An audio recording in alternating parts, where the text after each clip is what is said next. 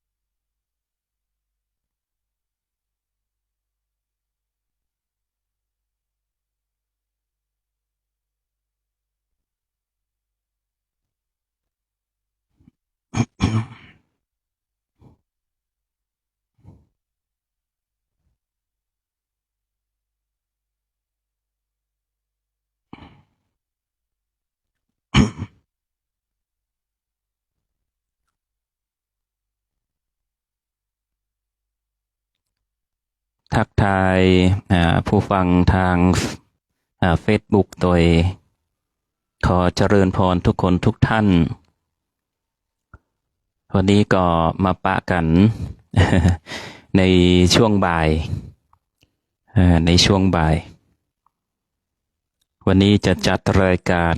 คลื่นวิทยุ96เมกะเฮิรตซ์วัดพระธาตุดอยสุเทพเพื่อกระจายเสียงออกไปใน FM 96เมกะเฮิรตซ์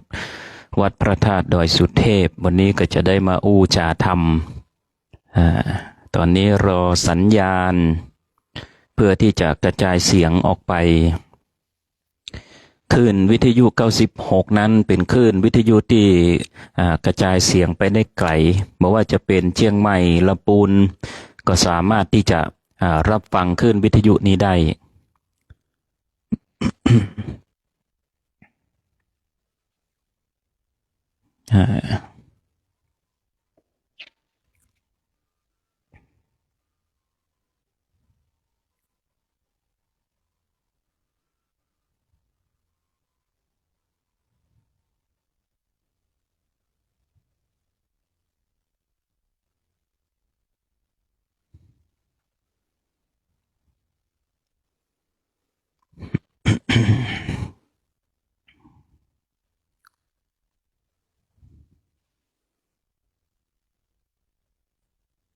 ของมัว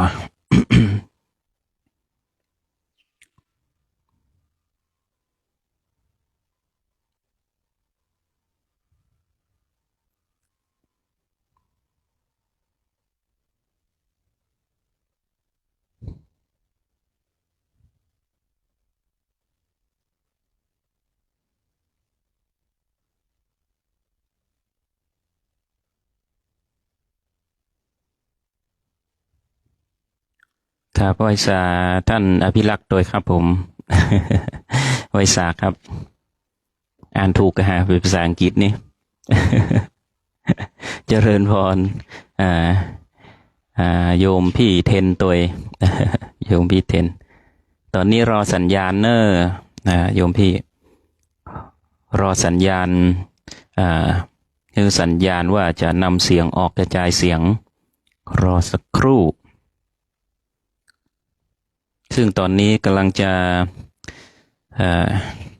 รอสัญญาณนะแล้วก็จะวันนี้ก็จะได้อู้เรื่องของวัฒนธรรม ซึ่งเป็นหลักธรรม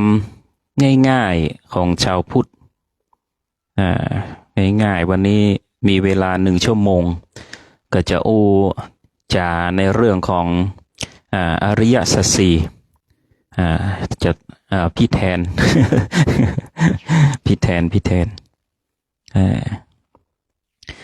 จาในเรื่องของอริยสัจสี่แล้วก็มรรคแปดเป็นการแตกความให้เข้าใจโดยง่ายเพราะว่าถ้าเป็นตำรับตำราโดยตรงนี่จะเป็นการแปลออกมาตรงๆจากภาษาบาลีซึ่งจะทำให้เฮานั้นบางคนถ้าไปหาอ่านเองนี่จะงงสับ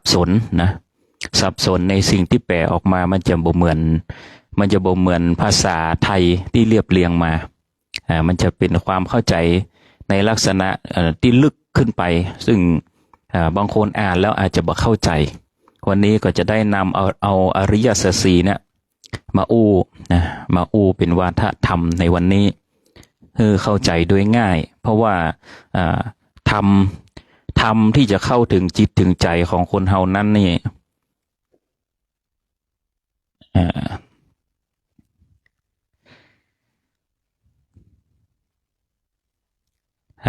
ตอนนี้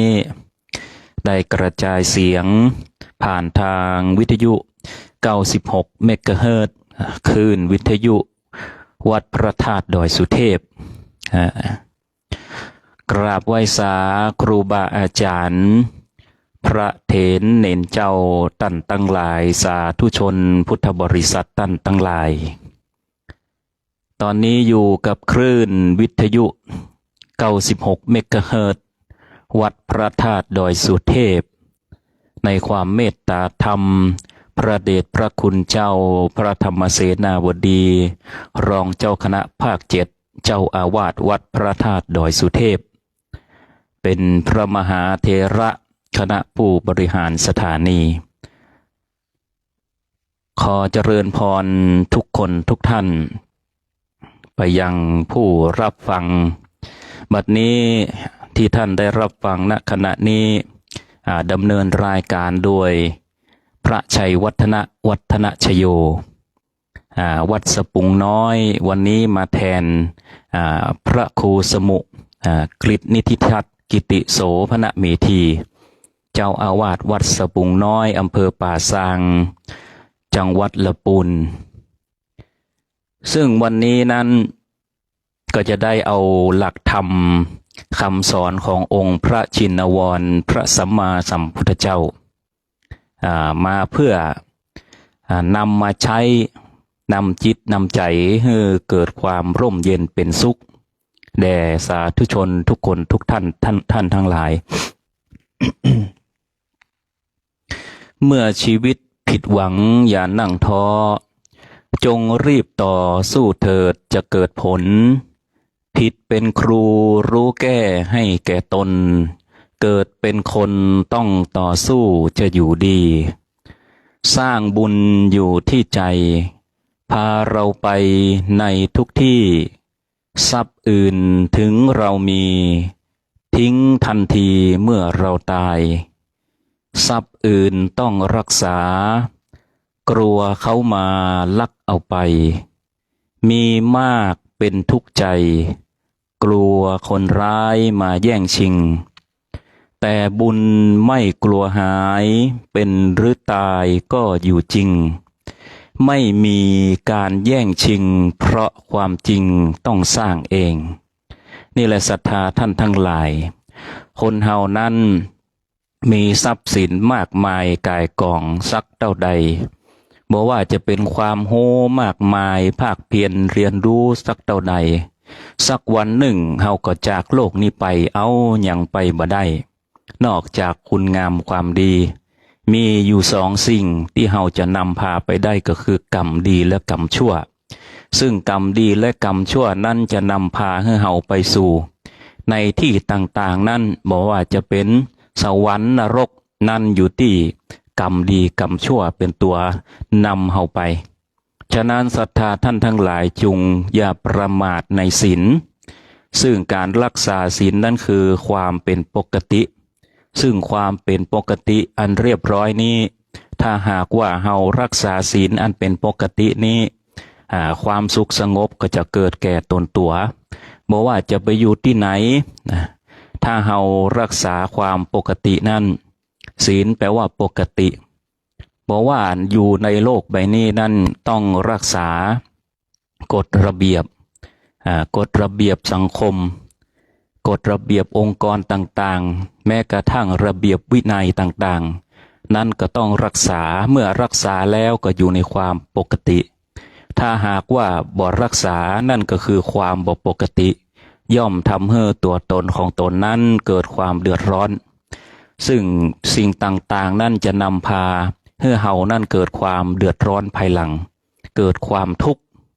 ศรัทธาท่านทั้งหลายเพราะว่าเฮาบ่สามารถที่จะปฏิบัติให้เป็นปกติได้นั้นอย่างถ้าสมมุติว่าถ้าเฮาผิดศีลไปลักเล็กขโมยน้อยเปิ้นสิ่งที่จะได้รับก็คือข้อกฎหมายที่เปิ้นบังคับไว้เป็นสังคมที่จะต้องยอมรับในสังคมในกฎระเบียบกฎหมายซึ่งอยู่ในโลกมนุษย์นี้ฮ้องว่าเป็นสัตว์สังคมซึ่งการเป็นสัตว์สังคมนั้นจะต้องอยู่ด้วยกัน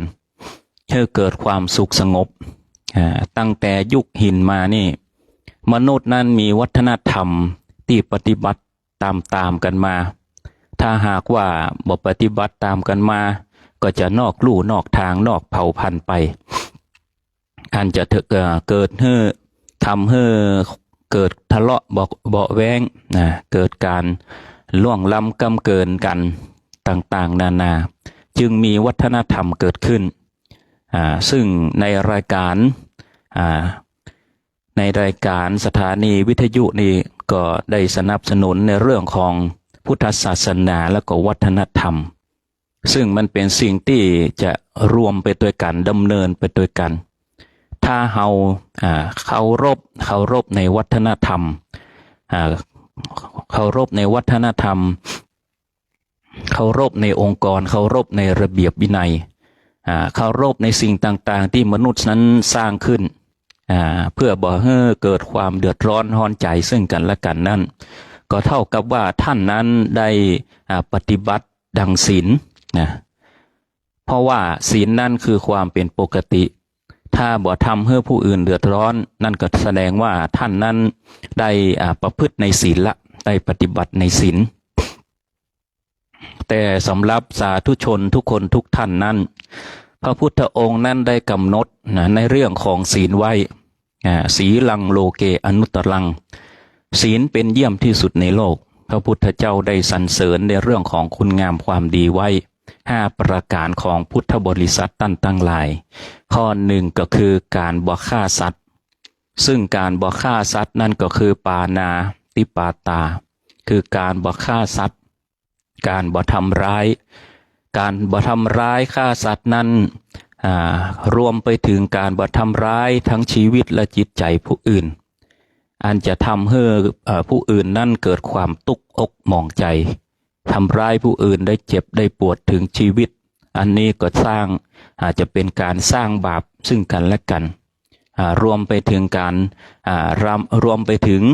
กรรมอันนักนี่ก็คือการฆ่าผู้อื่นฆ่าพ่อฆ่าแม่ประทุษร้ายต่าง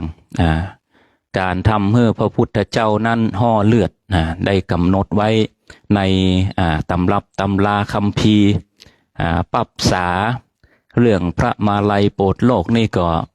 ได้มีการจารึกไว้ในธรรมเป็นอนันตริยกรรมศรัทธาท่านทั้งหลายการฆ่าบุคคลอันเป็นผู้มีพระคุณนี่เป็นอนันตริยกรรมการฆ่าบิดามารดาฆ่าผู้มีพระคุณรวมไปถึงอรหันตาพระภิกษุรวมไปถึงการทำให้พระพุทธเจ้าถึงกับห่อเลือดในสมัยพระพุทธกาลนั้นซึ่งพระเทวทัตก็ได้สร้างเวรสร้างกรรมไว้จนบัดเดียวนี้ก็ถูกธรณีสูบไว้อยู่นรกปุณ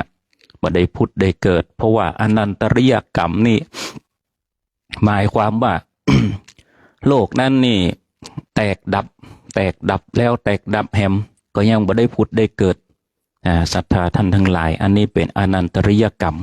บ่ได้ผุดได้เกิดง่ายเพราะว่าครั้งหนึ่งนั้นพระเทวทัตนั้นได้สร้างกรรมกับพระพุทธเจ้านะพยายามจะฆ่าพระพุทธเจ้านั้นถึง3 ครั้ง ถึง3 ครั้งครั้งที่1นั้นนี่ได้ส่งพรานธนูถ้าหากว่าเป็นปัจจุบันนี่ก็ถ้าจะเป็นมือปืน เป็นพรานธนูเข้าไปรอบสังหารพระพุทธเจ้าณที่ในที่จำวัดนะเข้าไปรอบเข้าไปพรานธนูได้เห็นพระพุทธเจ้ากำลังนอนอยู่บรรทมอยู่เมื่อได้เห็นดังนั้นนี่เห็นรัศมีเปล่งประกายอยู่รอบๆพระพุทธเจ้าด้วยรัศมีนั้นทำให้พรานธนูนั้นถึงกับมืออ่อนแข้งอ่อนได้สวะธนูล้วลงแล้วก็นั่งลงคุกเข่าเพราะบ่กล้าทำเพราะเกรงในบุญญาบารมีขององค์พระสัมมาสัมพุทธเจ้าได้สุดลงวางธนูไว้กราบก้มลงวันทาศรัทธาท่านทั้งหลายพระพุทธเจ้านั้นเมื่อได้เห็นปุ๊บเนี่ยโอ้ถ้าเป็นเฮานี่ก็ถ้าจะอย่างอันเป็นปิติอย่างอันพานธนูนั้นบ่กล้าทำเพราะว่าเห็นในบุญญาบารมีของพระพุทธเจ้านั้นเปล่งประกายออกมาขณะนี้ ขณะที่ก็ยังหลับอยู่ก็ยังมีรัศมีเปล่งประกายด้วยความเมตตาขององค์พระสัมมาสัมพุทธเจ้านั้นหาที่สุดบ่ได้พระพุทธเจ้าก็ได้ปล่อยนายพานธนูนั้นไปก็บ่ได้ว่าหรือตักเตือนอย่างใดเพราะว่าพระพุทธองค์นั้นหูโดยนิมิตว่าเป็นภัยที่ส่งมาพระพุทธเจ้าก็ยังอภัยยังปล่อยพระเทวทัตนั้นดำเนินชีวิตไปตามปกติบ่ได้ว่าบ่ได้อะไรอย่างเพราะถือว่าเป็นกรรมเป็นเศษกรรมของพระพุทธเจ้าครั้งต่อมาครั้งที่2นั้นพระเทวทัตก็คิดการครั้งนี้นี่ปล่อยช้างนาราคิริงช้างนาราคิรีเป็นช้างตกมันในขณะที่พระพุทธเจ้านั้น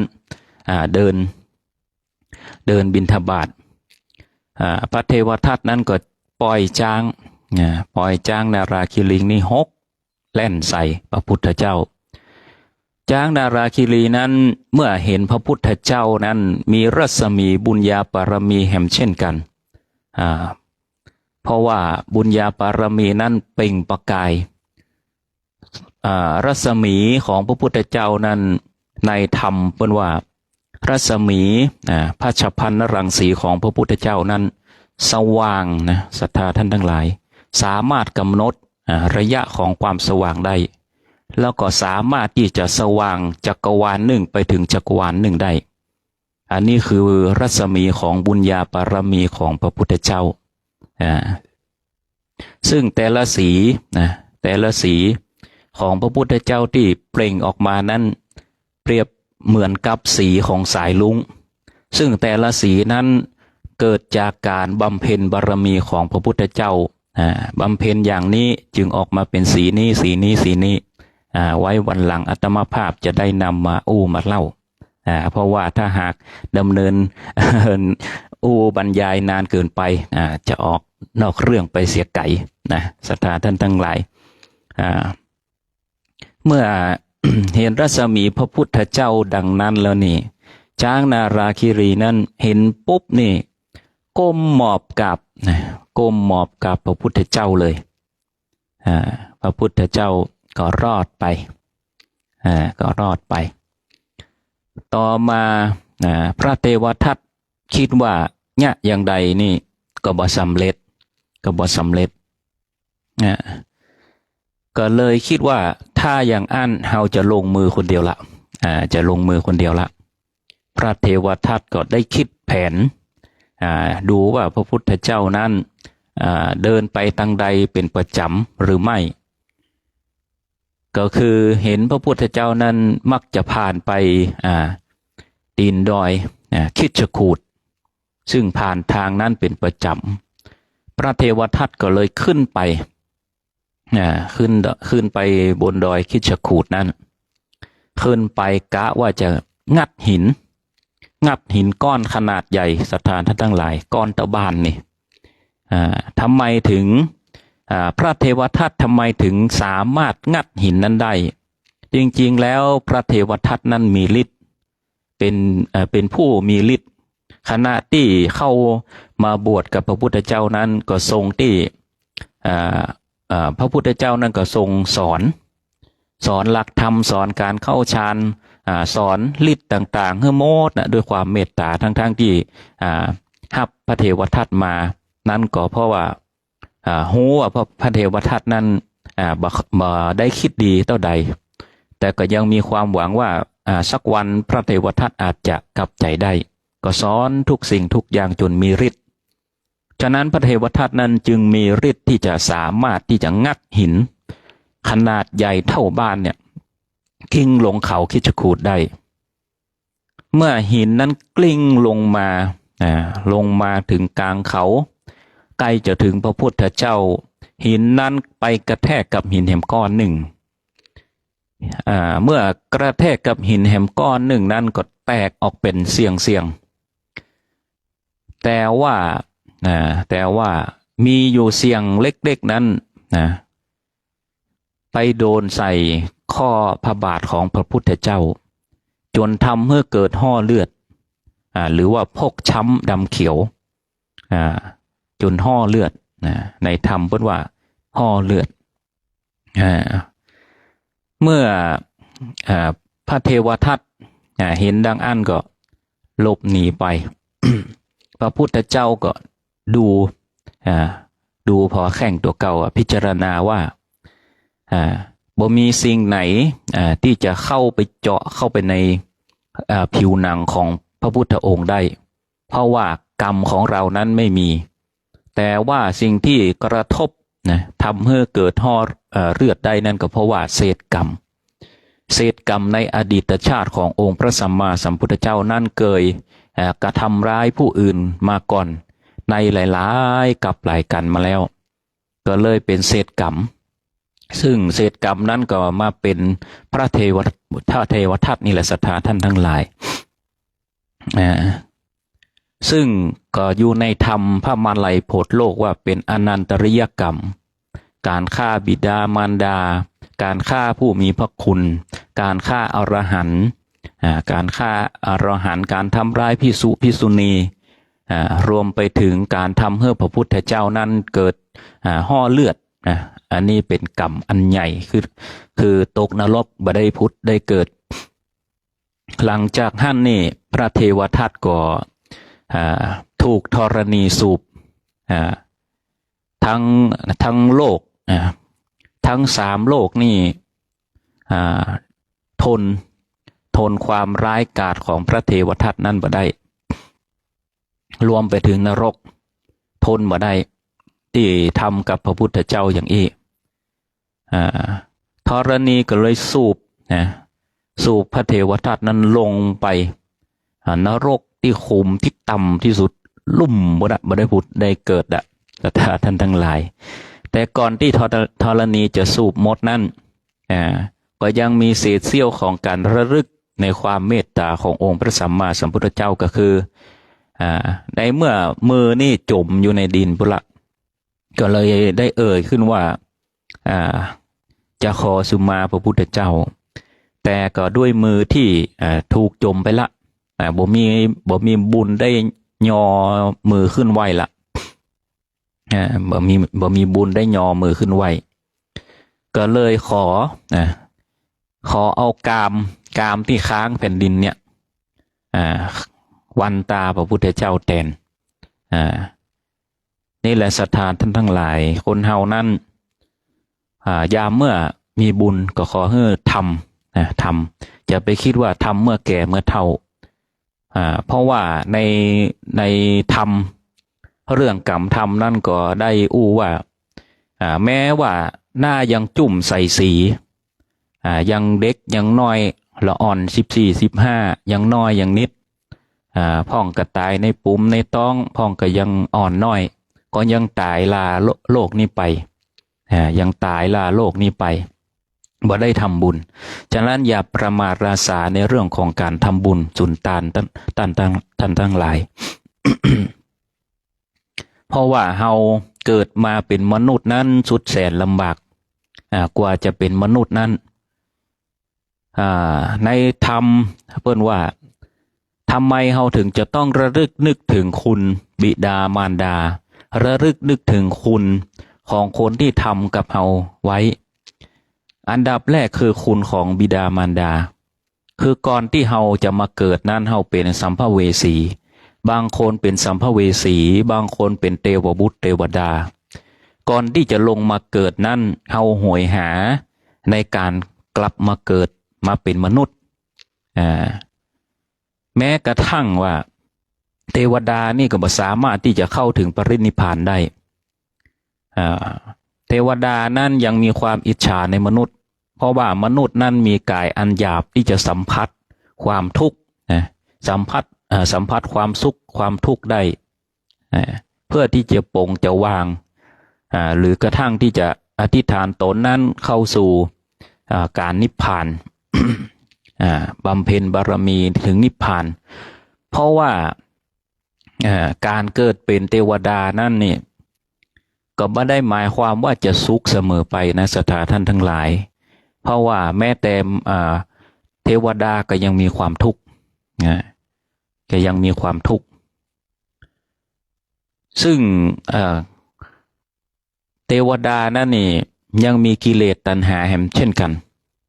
บางทีถ้าชั้นที่สูงขึ้นไปมันก็มีแต่ความสุขมีความสุขเกินไปก็เกิดความเบื่อหน่ายเกิดความเบื่อหน่ายปุ๊บมันสุขจนบ่ฮู้จะสุขจะได้ละก็อยากจะละความสุขนั้นฉะนั้นนิพพานนั่นคือการบ่ยึดบ่ยึดติด บ่ยึดติดในความทุกข์ความสุขใดๆทั้งสิ้นคือการว่างเปล่าทุกสิ่งทุกอย่างคือความว่างเปล่าคือสภาวะของความว่างเปล่าในคิริมานสูตรนั้นเป็นเรื่องของพระพุทธเจ้านั้นตรัสสอนพระอานนท์ในหั่นก็จะได้อู้ถึงกล่าวถึงในเรื่องของการสอนเรื่องของนิพพานแล้วก็ยังบอกพระอานนท์เห็นว่าถ้าผู้ที่ซึ่งไม่เข้าถึงสภาวะนิพพานศึกษาบ่ถึงบ่ดีไปสอนเรื่องนิพพานเปิ้นฉะนั้นจะต้องหูคนที่จะอู้เรื่องของนิพพานได้นั่นจะต้องหูอย่างจริงจังอย่างแท้จริงจะต้องศึกษาอย่างแท้จริงถ้าทุกท่านทั้งหลาย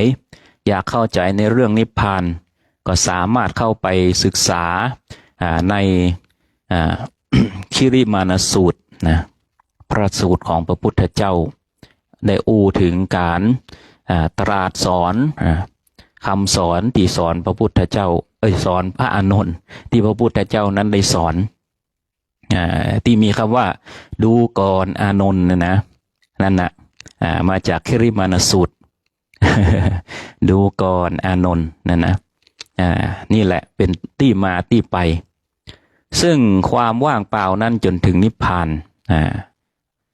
ฉะนั้น แม้แต่เทวดานั่นก็ยังมีความทุกข์ศรัทธาท่านทั้งหลายฉะนั้นนี่ความทุกข์นี่ ก็ต้องเข้าใจ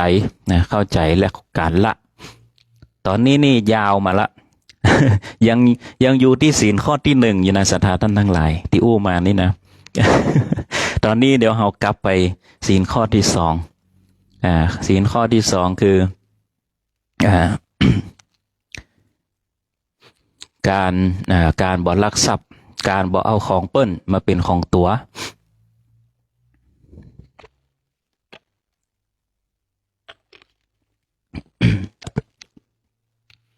การบ่ลักทรัพย์นะการบ่ลักทรัพย์ของผู้อื่น ไอ้ยังก็ตามที่เปิ้นวางไว้ไอ้ยังก็ตามที่มีเจ้าของบอกว่าจะเป็นคนสัตว์สิ่งของไอ้ยังก็ตามอันไหนที่เปิ้นบอกอนุญาตนั้นแสดงว่าถือว่าเป็นการลักเป็นการลักแม้กระทั่งการหลอกลวงอะไรต่างๆก็ถือว่าเป็นการลักทรัพย์ ฉะนั้นเป็นการผิดศีลทำให้คนอื่นเดือดร้อนฮอนใจเพราะว่าของใครก็หักบอกว่าจะเป็นคนสัตว์สิ่งของอะไรอย่างก็ตามของใครก็หักฉะนั้นถ้าเราพรากออกไปหยิบเอาของคนอื่นไปก็จะทำให้เป็นบาปเป็นกรรมสร้างความเดือดร้อนให้ผู้อื่นศีลข้อที่3นั้นก็คือกามเมสุมิจฉากามเมนั้นก็คือการ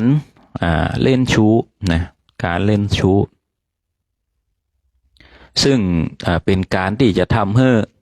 คู่ของตัวของตนนั่นเกิดความทุกข์เพราะว่าการนอกอกนอกใจซึ่งกันและกันมันแสดงถึงความบ่ได้ซื่อสัตย์ต่อกันคนเฮานั่นจะต้องมีความซื่อสัตย์มีสัจจะต่อกันอธิษฐานสัจจะต่อกันบางคนแก่คนเฒ่าที่ได้ถามว่าทำไมถึงอยู่ด้วยกันเมื่อนานคนเฒ่าเหล่านั้นก็ได้ว่าสมัยก่อนรุ่นปู่รุ่นอย่างเฮาพุ่นเปิ้นฮักกันแต่ตั้งสัจจะอธิษฐานต่อกันว่าจะอยู่กันไปจนแก่จนเฒ่าจะมีความเข้าใจซึ่งกันและกันจะฮักกันซื่อสัตย์ต่อกันถ้าเกิดได้อย่างนี่บ่มีปัญหาศรัทธาท่านทั้งหลายมีสัจจะต่อกันสัจจะต่อกันสร้างบุญต่อกันสร้างบุญต่อกันถือว่าความซื่อสัตย์นั้นถือว่าเป็นการสร้างบุญร่วมกันศรัทธาท่านทั้งหลายในข้อนี้ก็เป็นการสร้างบุญอย่างหนึ่งฉะนั้นจะต้องครองเรือนด้วยความซื่อสัตย์มีสัจจะรักเดียวใจเดียวประคับประคองนึกถึงครอบครัวไว้ให้มั่นเพราะสิ่งสำคัญที่สุดก็คือครอบครัวไม่ใช่ใครอื่น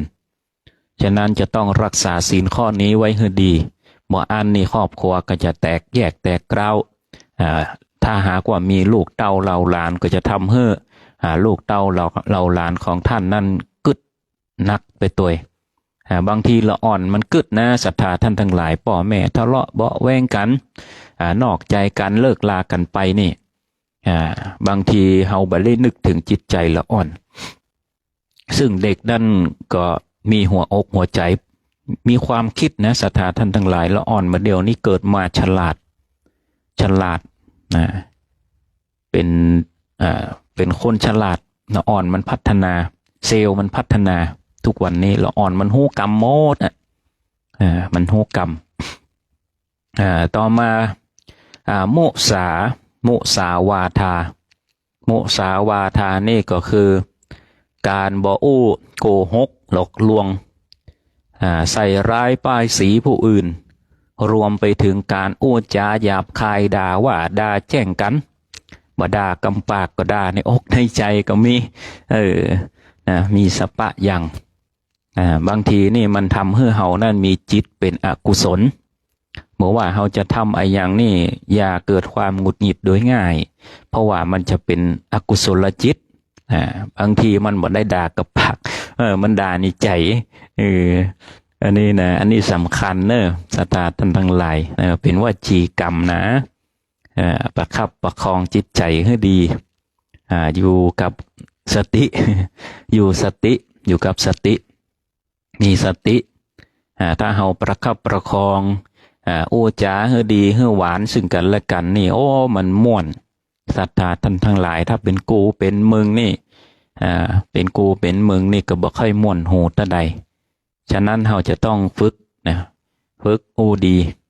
โอ้เฮือดีโอ้เฮือม่วนโอ้เฮือมีสาระบ่โอ้ส่อเสียดบ่โอ้เพ้อเจ้อบางคนนี่โอ้ไปเลอะไปเลยหาเนื้อหาใจความอย่างบ่ได้เขาห้องว่าโอ้เพ้อเจ้อพระพุทธเจ้าเป็นบ่สรรเสริญ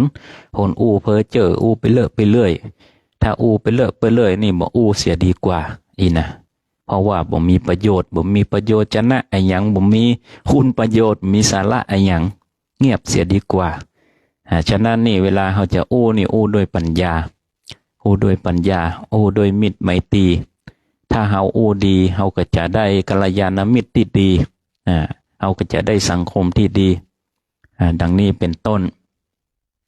ข้อสุดท้ายนี่สุราเมรยะบัจจะกินเป็นระยะนะสตาร์ท่านทั้งหลายสุราเมรยะมัชฌะคือความมึนเมาบางคนนี่ก็ว่าโอ้ตุมันละบัดได้อีเนาะ มันละบัดได้มันเข้าเลือดเข้าเส้นไปเห็นละตุเฮ้ยละบัดได้ก็ลดนะสตาร์ท่านทั้งหลายประคองสติให้มันได้ไม่ใช่ว่ากินชั่วโมงนี้ไปนอนข้างถนนอีกก็ไม่ใช่นะกินชั่วโมงนี้2 ชั่วโมงเอารถไปเลยโค้งอีกก็ไม่ใช่ฉะนั้นจะต้องประคับประคองสตินะสติให้ดีเพราะว่าบางอันมันก็จะเกิดความเดือดร้อนกับตัวกับตนนั้นนะบางทีก็ไปสร้างความเดือดร้อนให้ผู้อื่นกินเหล้าเสร็จก็เมาก็ไปจนผู้อื่นไปจนผู้อื่นอย่างอันนี้อู้ถึงข้อเสียเนอะสถานท่านทั้งหลายมองถึงข้อเสียมันแต่ถ้าว่าใครเป็นสังคมเพื่อสังคมก็ดีในเรื่องของทางโลกแต่ก็ไม่ได้สนับสนุนนะเพราะว่าเป็นของมึนเมาแต่ถ้าหากว่าเลี่ยงบ่ได้เราก็มีลิมิตนะมีลิมิตมีปริมาณรู้จักปริมาณอย่าไปให้มันมึนเมาจนขาดสตินักอันนี้เป็นคำสอนของตู้เจ้าด้วยความเป็นห่วงนั่นนะสถานท่านทั้งหลายมามาจาว่าถ้าทำนี่ก็เพราะว่าเป็นห่วงพระสงฆ์ก็มีหน้าที่ที่จะเผยแผ่พุทธศาสนาหลักธรรมอยู่ดีมีสุขมีความสุขสงบถ้าบ่อันนะถ้าเมามาอย่างไปเกิดอุบัติเหตุเสียทรัพย์เสียสินมันก็กลับมาตุกนะสถานทั้งหลายกลับมาตุกตัวเก่า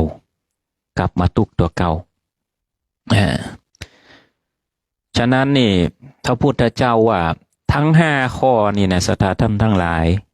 ข้อที่อันตรายที่สุดก็คือข้อที่5คือของมึนเมาของมึนเมาวันนั้นนี่ไปปะเสข่าวละอ่อนดูดบุหรี่ไฟฟ้าปอดหายสถานท่านทั้งหลายโอ้ลักสูบตั้งแต่ป .4 นะถ้าจำข่าวบ่ผิดนะป .4 นะสถานท่านทั้งหลายฉะนั้นจะต้องดูแลละเด็กละอ่อนที่บ้านให้ดีดูดีๆเพราะว่าเป็นอนาคตของชาติถ้าจะมาเสียเนี่ยตัวน้อยนี่โอ้อายุก็บ่ยืนบ่ปอมมีอนาคตจะมาปรับมาเปลี่ยนอย่างก็บ่ได้ละโดยความเป็นห่วงก็ดูแลลูกเต้าเหล่าหลานของท่านอยู่ในความดูแลดีบ่ดีปล่อยปะละเลยแนะนำเปิ้นสอนเปิ้นบ่ได้ไปบุบไปตีอย่างให้มันเลือดตกยางออกบอบช้ำน้ำใจบ่ดีอย่างอันเฮาก็มีวิธีการมาจากันดีๆแนะนำดีๆเพราะว่าเด็กสมัยนี้ฉลาดแต่จะดื้อหน่อย ฉลาดฉะนั้นเราจะต้องเอาน้ำเย็นเข้าลูบก่อนถ้าลูบมาได้ก็ลงโทษทางจิตวิทยาเรียกว่าการลงโทษในทางบวกลงโทษได้แต่ห้ามเกินเลยจนเกิดการบาดเจ็บหรือว่าบอบช้ำน้ำใจก็ต้องนึกถึงอกถึงใจตัวและเด็กละอ่อนซึ่งเป็นเขาห้องว่ากำลังของชาติบ้านเมืองถ้าวันตั้งหน้าบ้านเมืองจะดีก็เพราะว่าละอ่อนรุ่นสมัยใหม่นะที่จะพัฒนาให้โลกนี้มันดำเนินไปฉะนั้นก็ต้องก้อยจากันไปพระพุทธเจ้านั้นเน้นข้อในเรื่องของสุราเมรัยของมึนเมาเนี่ยเพราะว่ามันจะทำให้ทักขาดสตินั้นพังหมดศีลข้อในก็รักษาบ่ได้สถานท่านทั้งหลายถ้ามีความมึนเมานี่นะเสพอย่างที่มันเป็นของมึนเมาจนขาดสตินี่ไร้ปัญญาหมดสิ้นปัญญานี่บ่เกิดบ่มีสติบางคนยังบ่เข้าใจนะ บางคนบอกเข้าใจเรื่องของสติคือการระลึกได้ว่าเฮาทำอะไรอย่างอยู่เปรียบเสมือนการปอกมะม่วงในขณะที่เฮาปอกมะม่วงอยู่เฮาก็รู้ว่าอันนี้มือเฮากำมะม่วงอยู่แฮมมือนึงเฮากำมีดอยู่อันนี้เรียกว่ามีสติส่วนสมาธินั่นเฮากำลังเอามือนี่ปอกมะม่วงก้อยๆปอกผิวมันอันนี้เรียกว่าสมาธิถ้าหากว่าผมมีสมาธินี่ก็เล่นเข้ามือบนสถานทั้งหลายเลือดห้ำ อันนี้เรียกว่าสมาธิอันนี้เป็นการยกตัวอย่างให้เข้าใจโดยง่ายเพราะว่าบางทีเราจะได้นำสติเนี่ยและสมาธิเนี่ยเอาประคับประคองให้นำไปใช้ในชีวิตประจำวันให้เข้าใจอย่างท่องแท้ว่าสติคืออะไรอย่างสมาธิคืออะไรอย่างนะจะต้องรู้อย่างชัดเจนฉะนั้นก็จะห้อยกระปากนะสติแต่บอกรู้เลยว่าสติคืออะไรอย่างสมาธิคืออะไรอย่างโมโหอู้ได้อย่างเดียวอันนี้ก็บ่ใช่ฉะนั้นจะต้องรู้พื้นฐานของสติและสมาธิปัญญาก็คือความรู้ความรู้แล้วแตกฉานสิ่งนี้ดีบ่ดีวิเคราะห์ละก็แตกฉานขึ้นเกิดความสว่างคือโชติคือความสว่างสว่างทางปัญญาเพราะว่าได้สติได้สมาธิแล้วได้พิจารณาแล้วว่าอันนี้ดีอันนี้บ่ดีก็เกิดปัญญานี่ก็เอาไว้แก้ไขปัญหาเพราะว่าคนเฮานั่นในทุกวันนั้นบางคนก็ยิ้มได้บางคนก็ยิ้มบ่ได้แต่ละวันนั้นก็มีหลากหลายอารมณ์คนเฮานี่นะบางทีนี่เจอเจ้านายด่าพ่องลูกค้าด่าพ่องบางคนนี่ก็ค้าขายก็เปิดกระต่อราคาล้ำแก่พ่อง บางคนก็มีปัญหาในเรื่องของการแก้ไขปัญหางาน ฉะนั้นจะต้องมีสติสมาธิปัญญา ประคับประคองตนตัวด้วยศีลคือบริสุทธิ์ผุดผ่องแผ้วทำจิตให้ใสทำใจให้งามคือมีใจให้งามประคับประคองในการใช้ชีวิตถ้าหากว่ามันทุกข์บางคนก็อยู่กับความทุกข์พระพุทธองค์ให้มองเห็นความทุกข์ก่อนว่าเฮาทุกข์เพราะอะไรอย่างเฮาทุกข์เพราะอะไรอย่างหาสิ่งที่มันเกิดความทุกข์นั้นก่อนทุกข์ตังบ่มีเข้าวิตแกงวิตหม้อทุกข์เป็นหนี้เป็นสินทุกข์หลายสิ่งหลายประการทุกข์ลูกเต้าผ่านสมบัติมีสปะทุกข์ลูกเต้าเราหลานให้มันมีหลายอย่างความทุกข์ของคนเฮานั้นหาต้นเหตุของมันไอ้อย่างวางได้ก็วางอย่างวางได้ก็วางพระพุทธองค์นั้นตรัสอริยสัจสี่ไว้คือความทุกข์สมุทัยนิโรธมรรคทุกข์นั้นก็คือความอยากศรัทธาท่านทั้งหลายความอยากทำไมถึงเป็นความอยากลองกึดพระเตศรัทธาท่านทั้งหลายคนเฮานี่นะ ตั้งแต่เกิดมาเฮาต้องการไอ้อย่างพ่องความต้องการนั่นคือความอยากหนึ่งอยากเข้าอยากน้ำถ้าบ่ได้กินข้าวกินน้ำตุกก็ศรัทธาท่านทั้งหลายตุกเจ็บท้องเจ็บไส้บางคนอดได้แต่ร่างกายมันอดบ่ได้ก็เกิดความทุกข์นั่งเมินก็ทุกข์เฒ่าแก่มาจะลุกจะเดินจะเตียวก็ทุกข์อันนี้พระพุทธองค์ให้มองถึงความทุกข์ก่อนอยากได้อย่างแหมตั้งแต่น้อยจนใหญ่ต้องการที่อยู่อาศัยเครื่องนุ่งห่ม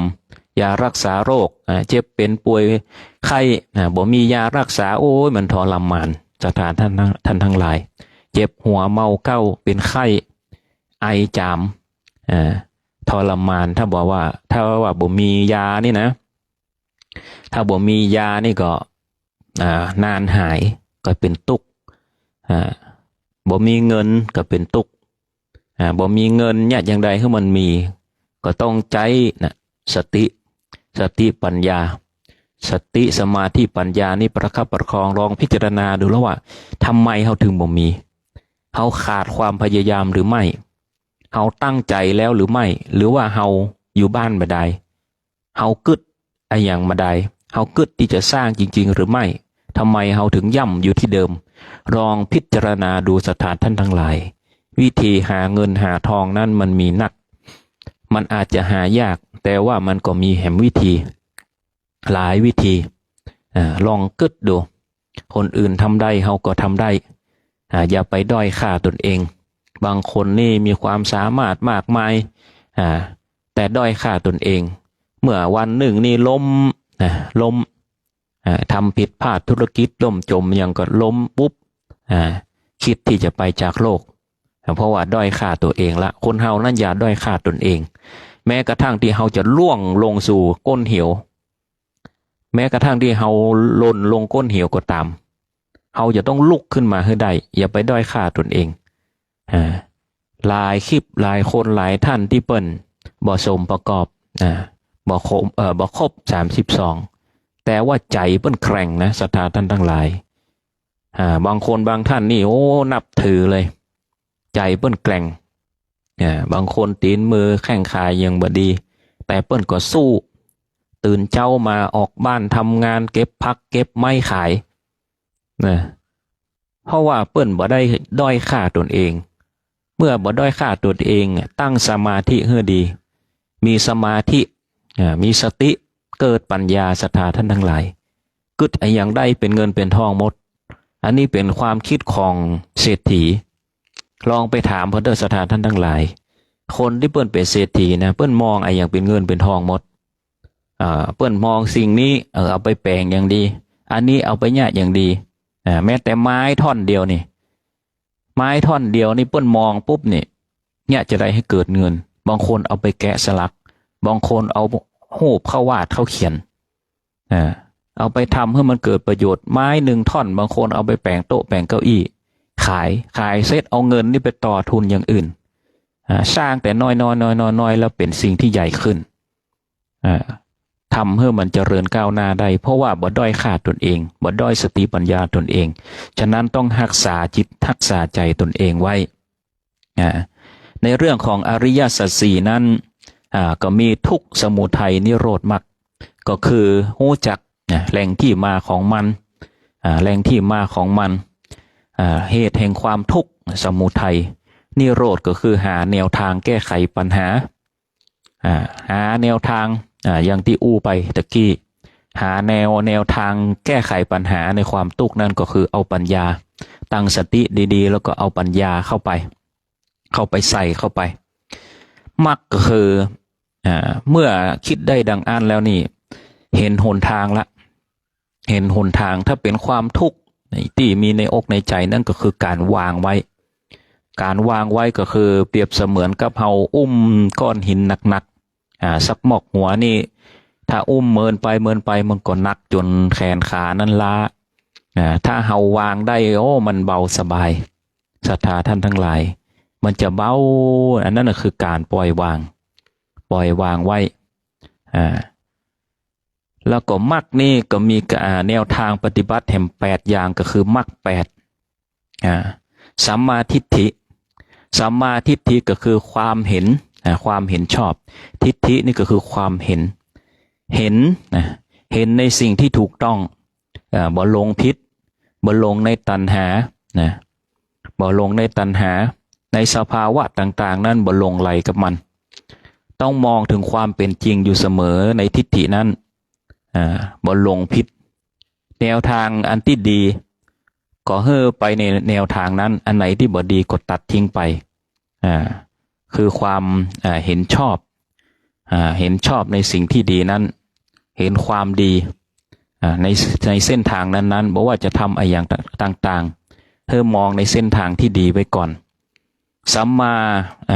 สังกัปปะคือความดำริชอบคือความคิดที่ถูกต้อง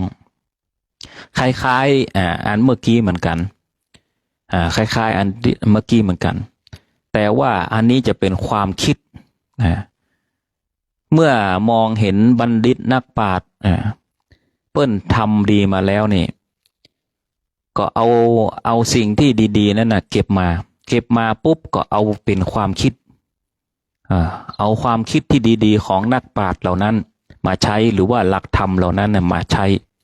ก็เรียกว่าสัมมาสังกัปปะคือความดำริชอบเอาสิ่งดีๆนั้น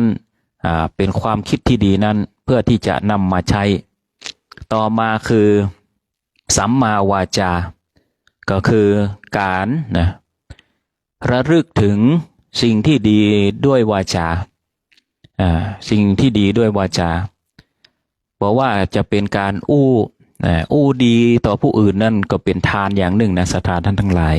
อู้ดีอู้จาม่วนอู้จาหวาน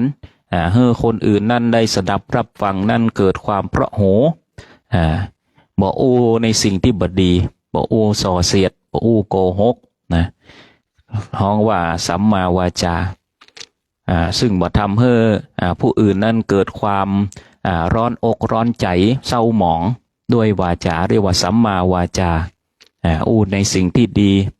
บ่อู้เพ้อเจ้อบ่อู้ส่อเสียดบ่เล่านินทาบ่ด่าว่าร้ายสัมมาวาจาอันที่สี่คือสัมมากัมมันตะคือการกระทำชอบซึ่งเชื่อมกับสิ่งที่ผ่านมาตะกี้ก็คือสัมมาวาจา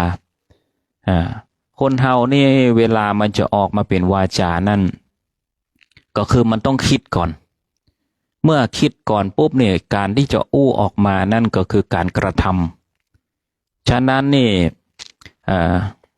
สัมมากัมมันตะก็คือการกระทำชอบฉะนั้นนี่เวลาเฮาคิดนั่นคิดอันเป็นกุศลอย่าคิดเป็นอกุศลคิดในสิ่งที่ดีนะหรือว่าคิดบวกนักปราชญ์ราชบัณฑิตท่านทั้งหลายก็คือคิดบวกคิดบวกเข้าไว้เพราะว่าถ้าเฮาคิดบวกโลกนี้มันก็สดใสแต่จะต้องคิดด้วยเหตุด้วยผลที่มาที่ไปคิดด้วยเหตุด้วยผลบางคนนี่ขับรถปาดหน้าเฮาบางทีเขาอาจจะลืมเปิดไฟเลี้ยวบางทีเขาอาจจะไม่ได้ลืมไฟเลี้ยวเขาอาจจะลุเองก็ได้ ศรัทธาท่านทั้งหลายการกระทำเมื่อความคิดนี่เป็นสิ่งที่ควรระมัดระวังอย่าประมาทเพราะว่าถ้าคิดอย่างใดคิดมากๆไปมันจะเป็นการกระทำออกมาศรัทธาท่านทั้งหลายฉะนั้นต้องระวังความคิดอยู่กับเพื่อนให้ระวังความคิดนะอยู่กับมิตรให้ระวังวาจาต่อมาคือสัมมาอาชีวะนะสัมมาอาชีวะก็คือการทำงานอาชีพนะที่ฮ้องว่าสุจริตนะบ่เบียดเบียนผู้อื่นบ่คดโกงผู้อื่นค้าขายมีความซื่อสัตย์โดยธรรมดังนี้เป็นต้นต่อมาสัมมาวายามะนะคือความเพียรนี้บอกว่าอย่างก็ตามศรัทธาท่านทั้งหลายบอกว่าจะเป็นการทำงานการเรียนรู้การภาคเพียรเขียนอ่านโดยเฉพาะน้องๆหนูนักศึกษานักเรียนก็ต้องมีความเพียรพยายามในการศึกษานั้นเพราะว่าหนังสือหนังหานั้นถ้ามาวางไว้บ่ได้ก็ตึงบ่เข้าหัวฉะนั้นจะต้องมีความอดทนคือขันติแล้วก็ความเพียรประกอบไปด้วยกันซึ่งจะทำให้เฮานั้นไปถึงเป้าหมายความเพียรนั่นคือทำให้เฮาไปถึงเป้าหมายเพียรพยายามมันถ้าตั้งใจกับอย่างไว้แล้วเพียรพยายามมันบอกว่าจะทำธุรกิจบอกว่าจะค้าขายบอกว่าจะเป็นลูกน้องเจ้านายทำหน้าที่ของตนตัวให้ดีมีความเพียรพยายามให้ถึงที่สุดนะให้ถึงที่สุดตั้งมั่นเพียรพยายามมันบางทีพอจะถึงฝั่งละเปรียบเสมือนขุดดินลงไปในแหมน้อยเดียวนี่จะปะทองละล้มเลิกไปเหี่ยก่อนก็บ่เจอทองสักกำก็ละความเพียรพยายามนั้นไปเสียก็ย่อมละจากเป้าหมายนั้นไปฉะนั้นบอกว่าจะทำอะไรอย่างก็ตามเราจะต้องมีความเพียรและก็ประกอบด้วยขันติคือความอดทนกับมันการเป็นมนุษย์นี่ต้องอดท อดทนเป็นตบะอย่างหนึ่งพระพุทธเจ้าว่าความอดทนนั้นเป็นตบะอย่างยิ่งถ้าเฮาอดทนสิ่งไหนได้นั้นก็เป็นการสร้างตบะบุญบารมีของเฮาถือว่าเป็นการสร้างบุญแห่งอย่างหนึ่งในการอดทนนั้นเป็นตบะอย่างยิ่ง สัมมาสตินะศรัทธาท่านทั้งหลายสัมมาสติคือการระลึกชอบนะการระลึกชอบคือระลึกนึกถึงสิ่งที่ดีที่งามถึงวันนี้คนเฮานี่เอาจิตใจนี่ฟุ้งออกไปทางนอกบางทีนี่บ่ได้นึกถึงว่าเฮานี่สร้างอะไรอย่างไว้เพื่อโลกพ่องสร้างอะไรอย่างไว้เพื่อตนเองพ่องลืมนะศรัทธาท่านทั้งหลายบางคนนี่ลืมทำเพื่อตัวเองทำเพื่อตัวเองบางคนก็ทำเพื่อคนอื่นจนนักลำไปฉะนั้นนั่นจะต้องมีสตินะมีสติสัมมาสติเพื่อระลึกถึงสิ่งที่ดีที่งามของตนเองก่อนแล้วก็ระลึกนึกถึงสิ่งที่ดีที่งามของผู้อื่นคือบุญคุณผู้อื่นบิดามารดาศาสนาพระพุทธเจ้าหรือว่าศาสนาอื่นก็ตามเพื่อระลึกนึกถึงคุณของเปิ้นของท่านทั้งหลายระลึกนึกถึงสิ่งดีสิ่งดีๆนึกถึงสิ่งที่ดีสิ่งดีๆก็จะตามมามันเป็นกฎแรงดึงดูดอย่างหนึ่งเหมือนกันถ้าเฮานึกแต่สิ่งบ่ดีความบ่ดีนั้นก็จะรุมเร้าเฮาเข้ามารุมเร้าเฮาเข้ามามันเป็นแรงดึงดูดบางคนบางท่านอู้เล่นอู้จากันว่าเคยได้ยินว่าอย่างก็โชคบ่ดีนี่ขอลุมเล้ามาเลยเนาะลุมเล้ามาเลยประชดประชันชีวิตตัวเองนี่บ่ดีจะให้ซวย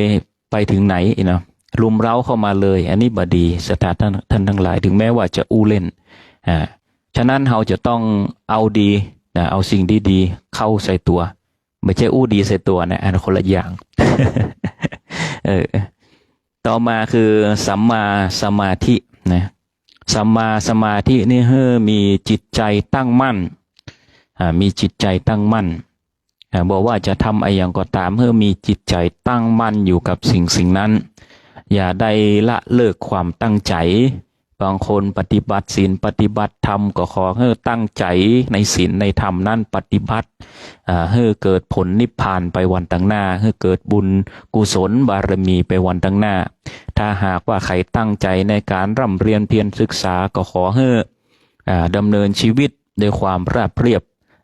เพียรพยายามด้วยสติปัญญาด้วยความเฉลียวฉลาดนะเข้าหัว อ่านและเข้าใจภาคเปลี่ยนเขียนอ่านบางคนนี่ต้องทำงานก็จะต้องตั้งมั่นในงานนั้นๆเพราะว่าบัดเดียวนี่งานและเงินนั้นมันหายากฉะนั้นจะต้องมั่นในสิ่งที่เราทำเราเลือกแล้วในเมื่อเราเลือกแล้วนั่นเราก็จะต้องตั้งมั่นทำให้มันดีที่สุดทำให้ดีที่สุดประคับประคองไปวันนี้มันบ่ค่อยดีวันพรุ่งก็เริ่มใหม่มันผ่านไปเป็นวันแก้ไขไปเป็นวันไปถ้าหากว่าคิดว่าเฮาจะร่ำจะรวยในบัดเดียวนั้นมันเป็นไปบ่ได้ศรัทธาท่านทั้งหลายมันบ่เหมือนถูกหวยรางวัลที่ 1แต่ถ้าจะรอให้ถูกหวยรางวัลที่ 1ชาตินี้ก็ถ้าจะยากหน่อย แล้วแต่บุญใครบุญมันฉะนั้นนี่จะต้องประคับประคองจิตใจของตนของตัวให้ดีให้งามคิดในสิ่งที่ดีคิดในสิ่งที่ชอบนะตั้งมั่นตั้งอกตั้งใจดำเนินชีวิตเพราะว่าจะต้องดำเนินชีวิตในทุกๆวันคนเฮานี่บอกว่าจะเป็นละอ่อนจนใหญ่จนแก่จนเฒ่ามีเป้าหมายของชีวิตแม้กระทั่งนี่ยังเมื่อเฮายังหนุ่มยังน้อยนี่เฮาบ่ได้นึกถึงบุญกุศลไอ้หยังบ่ได้นึกถึงบุญกุศลไอ้หยังเมื่อยามเฮาแก่เฒ่าพุทธศรัทธาท่านทั้งหลายสัจธรรมเหล่านั้นจะย้อนกลับมาโหยหาหลักธรรมคำสอนของพระพุทธเจ้าเฮาจะโหยหาความเป็นจริงเพราะว่าเฮานั้นจะต้องแตกดับสลายไปอย่างแท้จริงตามพระพุทธเจ้านั้นได้ตรัสเอาไว้ ทุกสิ่งทุกอย่างศรัทธาท่านทั้งหลายถ้าเราดำเนินชีวิตมาอายุมากแล้วเราจะเห็นสัจธรรมหลายๆสิ่งหลายๆประการนั่นบ่เที่ยงแท้แน่นอนดังที่พระพุทธเจ้านั้นได้ตรัสเทศเอาไว้บัดนี้อาตมาภาพดำเนินรายการมาเป็นเวลา1 ชั่วโมงก็สมควรแก่เวลาที่จะได้ล่ำลากันไปในวาทธรรมนี้ซึ่งอาตมาภาพก็ขอคุณพระศรีรัตนตรัยโปรดอำนวยอวยพรให้ทุกคนทุกท่านนั้นประสบอัฏฐบริบูรณ์มนุษย์ผลโดยอายุวันนะสุขภละปฏิสารปฏิภาณสมบัติคิดสิ่งใดขอสมความมุ่งมา่ปรารถนาทุกสิ่งทุกอันทุกประการขอชีวิตดำเนินด้วยความสำเร็จรุ่งโรจน์เจริญรุ่งเรืองก้าวหน้าอย่าได้มีทุกข์มีโศกมีความสุขไปยิ่งขึ้นไปเถิดสาธุ